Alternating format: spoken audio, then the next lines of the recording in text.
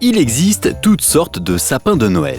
Si tu ne sais pas comment décorer le tien cette année, je te dis tout.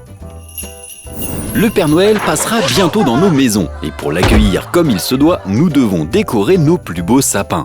Il en existe des grands, des gros, des beaux, des étranges et certains ont même la tête à l'envers.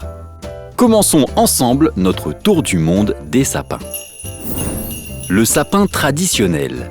Démarrons ce voyage avec le sapin dit traditionnel. Il y en a des magnifiques, comme celui de New York en Amérique qui mesure au moins 20 mètres. Celui de Disneyland qui est rempli d'illuminations. Celui des Galeries Lafayette à Paris.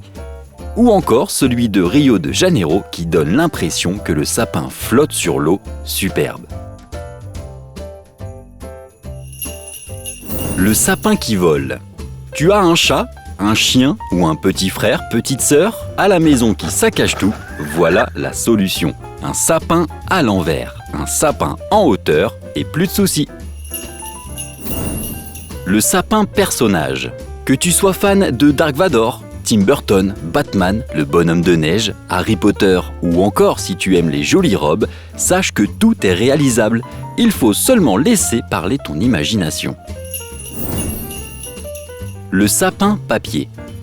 Tu ne sais pas quoi faire de tes livres ou de tes devoirs d'école, recycle-les en sapin de Noël. Attention quand même à ne pas te faire disputer par la maîtresse. Le sapin loufoque. Si tu as plein de déchets, voilà des sapins étranges mais originaux. Le sapin canette de coca, bouteille de bière, le sapin PQ.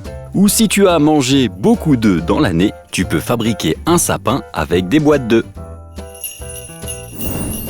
Le sapin monstre. Peut-être que c'est le père Fouettard qui va passer si jamais tu n'as pas été sage. C'est pourquoi tu peux à la place faire un sapin qui fait peur. Bon, ça va surtout le faire rire, je pense. C'est chouette, il sera de bonne humeur du coup.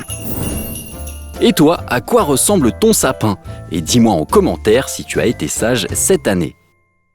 N'hésite pas à t'abonner et activer la petite cloche pour ne rien louper de la vidéo de demain midi.